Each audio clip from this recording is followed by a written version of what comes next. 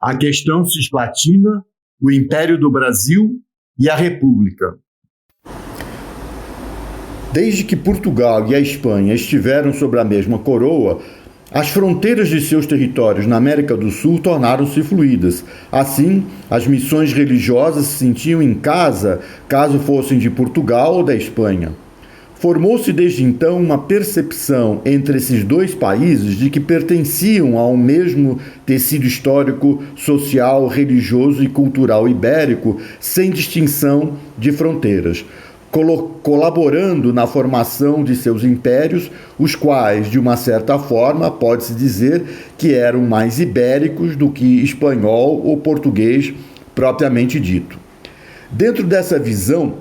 Portugal agiu na América do Sul, avançando território adentro, primeiro através de missões religiosas, seguido depois por fortificações militares, dando o fato como consumado em relação aos antigos limites do Tratado de Tordesilhas, os quais restringiam a ocupação do território português, hoje brasileiro, ao norte pela embocadura do Amazonas, aonde se formou Macapá e Belém, e ao sul, indo não além dos limites da hoje Porto Alegre.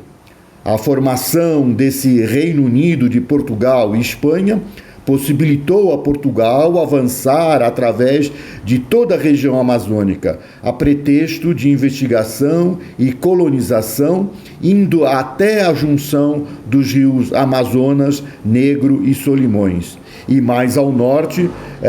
pelo Rio Branco, até Boa Vista, em Roraima, contendo o avanço de franceses, holandeses e ingleses. Assim, Manaus tornou-se o centro gravitacional que garantiu o domínio português em quase toda a bacia amazônica e seus principais afluentes, tais como para os rios Xingu, Tapajós, Trombeta, Madeira, Negro, Solimões e Rio Branco em direção a Roraima, além do próprio Amazonas, de Macapá a Manaus. Subjacentemente, a povoação em torno de Belém, na embocadura dos rios Pará e Tocantins, potencializava a posse e o domínio do hoje Brasil Central, descendo pelos rios Tocantins e Araguaia até os rios Paraná, Grande, Paranaíba, Tietê e Paranapanema em direção à Bacia do Prata. Mais para o centro-oeste, pelos rios Madeira, Mamoré, Guaporé, estendiam-se os domínios portugueses até as nascentes do Alto Rio Paraguai, definindo as divisas com o Império Espanhol, aonde hoje temos os países da Bolívia e do Paraguai. Tanto pela bacia conjunta do Tocantins-Araguaia, quanto pela dos rios Madeira, Mamoré e Guaporé, em ambos os casos, a colonização portuguesa apontava seus interesses em direção à Bacia do Prata, formada principalmente pelos rios Paraná, Paraguai e Uruguai. A protuberância do litoral brasileiro, desde a foz do Amazonas até Porto Alegre, era garantido pelo poder naval da Marinha Real Portuguesa e era protegida no interior pelas trincheiras naturais formadas pelas serras da Borborema no Nordeste até os confins da Serra do Mar, próxima da Lagoa dos Patos, no Rio Grande do Sul. Dessa forma, Portugal focava seus domínios na América do Sul em detrimento de expandir suas possessões na Ásia, abrindo caminho para o avanço do Império Espanhol nessa região, deixando claro que houve, de fato, uma divisão de tarefas quanto a possíveis disputas entre as coroas espanhola e portuguesa. Essa divisão de zonas de interesses entre Portugal e Espanha também se verificou no continente americano. A Espanha aceitou o fato consumado do domínio português na bacia amazônica para além do Tratado de Tordesilhas, ficando com o controle das bacias dos rios Orinoco na Venezuela ao norte e dos rios Prata, Paraná, Paraguai e Uruguai ao sul, na Argentina. A questão cisplatina nasce do crescente interesse do Império Português de se expandir em direção à Bacia do Prata. definindo seus limites com os domínios espanhóis como um fato consumado, já que ambos compartilhavam das mesmas estratégias colonizadoras através das missões religiosas católicas e subsequentes ações militares de fortificação do entorno de agrupamentos populacionais que surgiam. Esses interesses lusitanos tinham como ambição máxima estabelecer como fato consumado seus limites através dos rios Madeira, Mamoré e Alto Paraguai no centro-oeste e partes do rio Paraná no sul-sudeste, e principalmente o rio Uruguai, compartilhando dessa forma a banda oriental da foz do Rio da Prata, o qual era vital para o escoamento da produção dos estancieiros gaúchos, uma vez que o Rio Grande do Sul não tinha portos naturais e a entrada da Lagoa dos Patos assoreava frequentemente, bloqueando o acesso a Porto Alegre. Como o interesse principal da Espanha eram as explorações minerais de ouro e prata do Peru e da Bolívia, sob esse ponto de vista, sua estratégia primordial era o escoamento de sua produção através da Colômbia,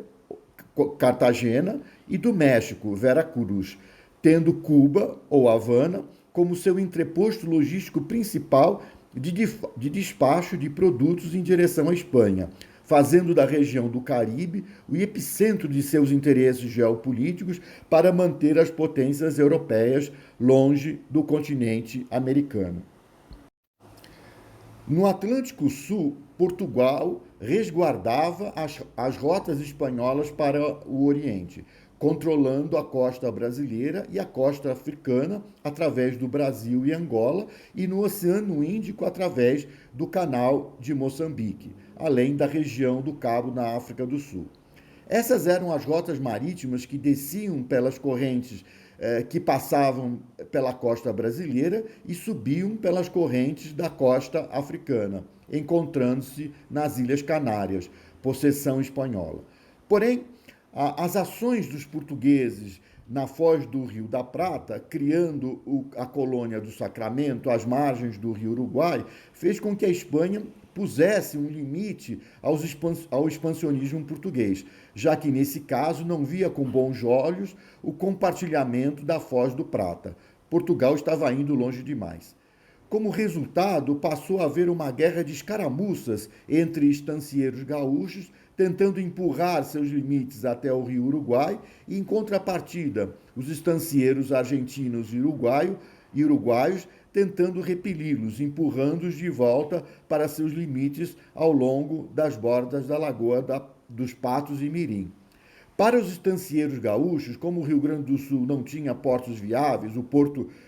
de Rio Grande não existia então, seus interesses era de usar o Rio Uruguai como via de escoamento e acesso à região, fato esse que implicaria no controle português da banda oriental da Foz do Prata e de toda a extensão do Rio Uruguai. Simplificadamente, o Tratado de Madrid de 1750 tenta colocar um fim nessa controvérsia, definindo os limites da influência lusitana na Bacia do Prata, reconhecendo seus limites desde os altos do Rio Uruguai a noroeste e a oeste até a foz do Rio Quaraí, e a sudoeste até o rio Jaguarão, nos limites da Lagoa Mirim. Isso aparentemente encerrava a questão e removia as missões espanholas que ficavam, dessa forma, em território do Rio Grande do Sul, e os portugueses removiam a colônia do Sacramento às margens do Prata, no hoje Uruguai. Porém, as resistências dos jesuítas em cumprir o tratado mostrava como estava enraizada essa amálgama das culturas ibéricas na região. Sob o ponto de vista das missões jesuítas, não havia necessidade de sua remoção em território gaúcho e português, já que por séculos isso não fazia ou não faria diferença alguma.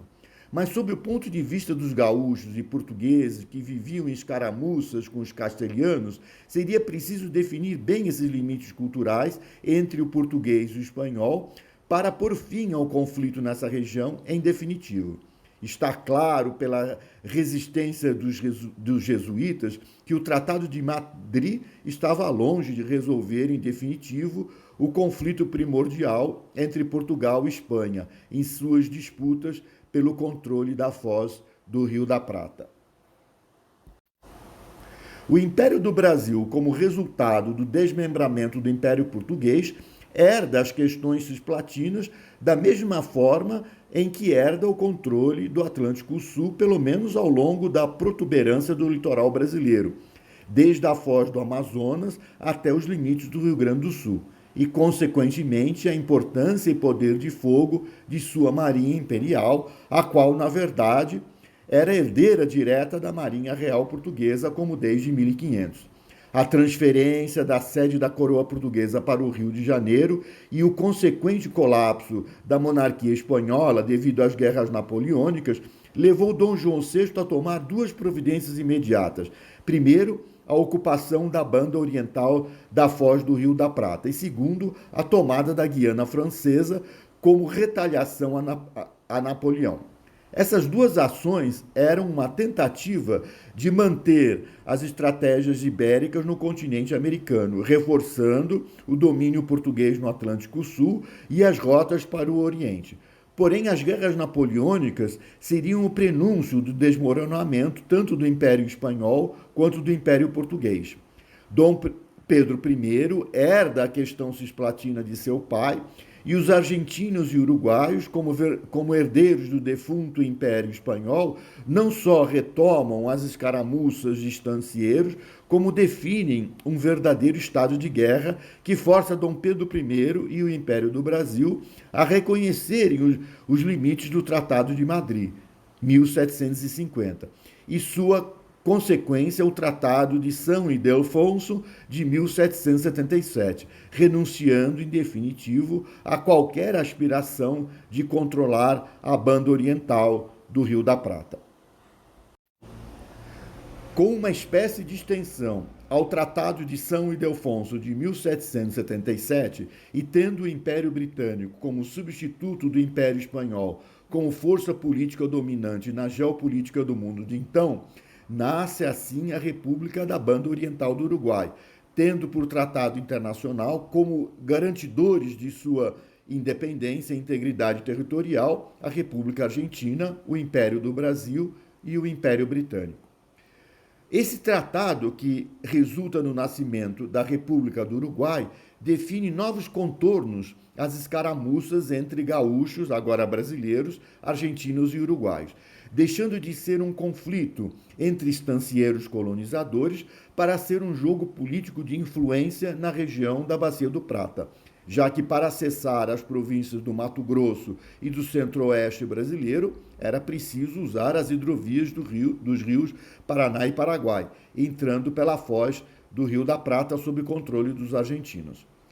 Sob o ponto de vista do Império do Brasil, era importante que Montevidéu estivesse sob sua zona de influência, para garantir acesso ao centro-oeste brasileiro. Sob o ponto de vista da República Argentina, era essencial manter o controle de acesso às hidrovias dos rios Paraná, Paraguai e Uruguai, pois esses rios cortavam e irrigavam as valiosas terras da Pampa Úmida e eram essencial para os argentinos que a República da Banda Oriental do Uruguai estivesse sob seu estrito controle, já que os canais de acesso marítimo a Montevidéu eram os mesmos que para Buenos Aires, sua capital. Sob o ponto de vista dos britânicos, era de interesse que nenhum dos lados tivesse mais peso do que o outro, e assim que a República do Uruguai seguisse autônoma,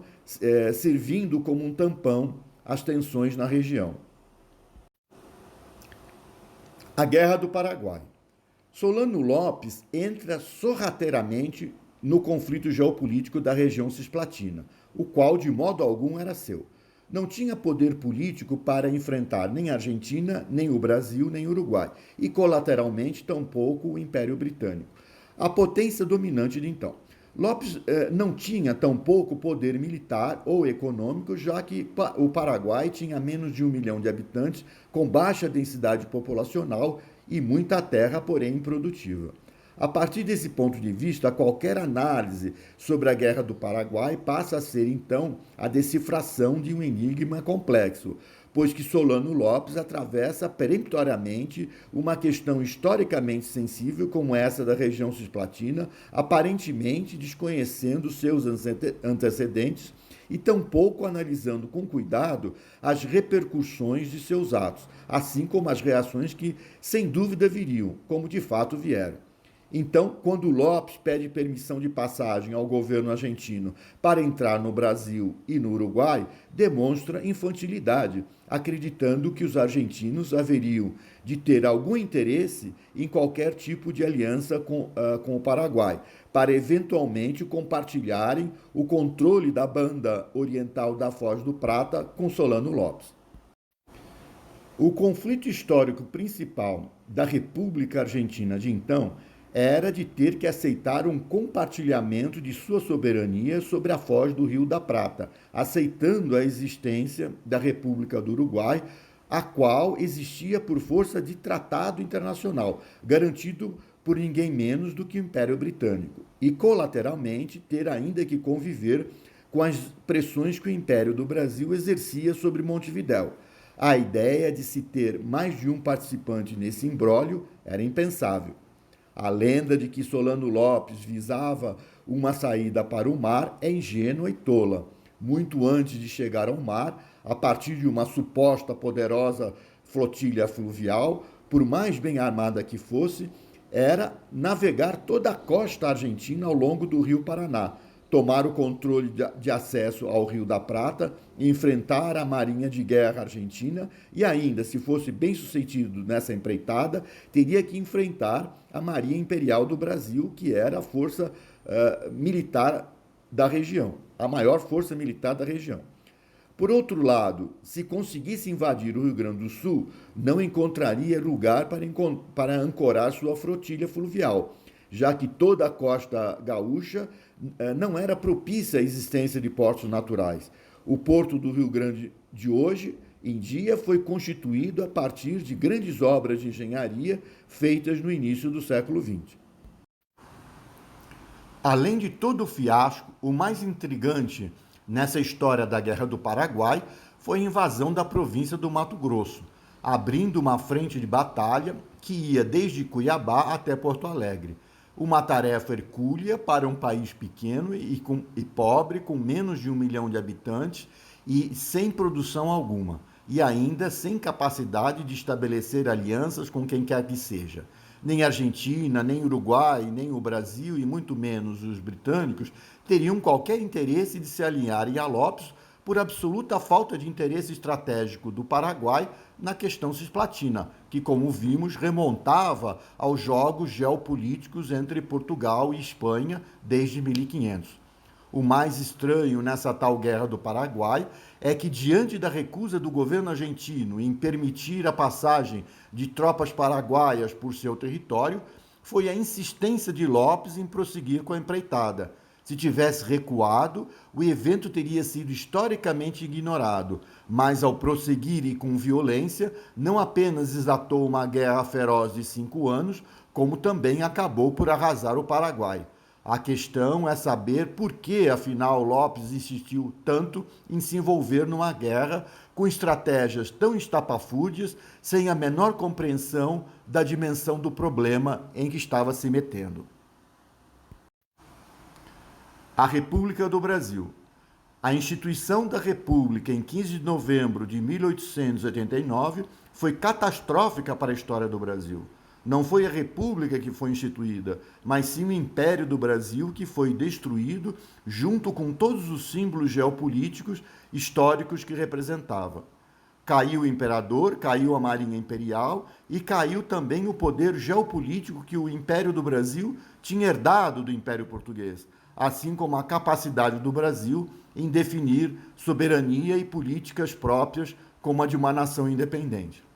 Uma das principais consequências da queda do Império do Brasil, como dito anteriormente, foi a ocupação do Amapá pelos franceses, em retaliação às derrotas impostas à França por Dom João VI. Ao cair Dom Pedro II, caía o último descendente direto das políticas de Portugal contra a dominação napoleônica. E a República do Brasil pode ser vista como uma sujeição, uma retaliação, uma submissão de nossa história às hegemonias ideológicas tanto da França quanto dos Estados Unidos, com a Constituição da República dos Estados Unidos do Brasil. Os fatos falam por si. A derrocada do Império Brasileiro representou também a derrocada da Marinha Imperial, reduzida a uma arma mal equipada e insignificante para a administração dos interesses estratégicos do Brasil, desde a foz do Amazonas até o Rio da Prata. A força militar da Marinha foi substituída pela força militar do Exército sob um continente vazio, assim como vazio de interesses estratégicos e geopolíticos, já que as ameaças contra o Brasil eram contra o seu litoral, não através de fronteiras terrestres. Caímos como um gigante na irrelevância, assim como os militares do Exército passaram a ser um elemento de tutela na política nacional, incapazes de estabelecer regras republicanas estáveis. Passamos desde então a conviver com o sobressalto de golpes de Estado e revoluções, além de um regime que não é mais do que um corolário de constituições e papéis moedas. Ao todo, 9 constituições e moedas desde 1889. A República do Brasil foi um assalto militar que destruiu nossa história. Um ato combinado de covardia, pusilanimidade e niilismo que nos reduziu a todos a um quintal prostituído, carnavalesco e futebolístico, um gigante irrelevante, incapaz de definir estratégias ou de ter bem definido seu papel geopolítico no mundo ou na região. A República do Brasil foi bem-sucedida naquilo que Solano Lopes tinha falhado em conseguir. Lopes e seus aliados afinal venceram.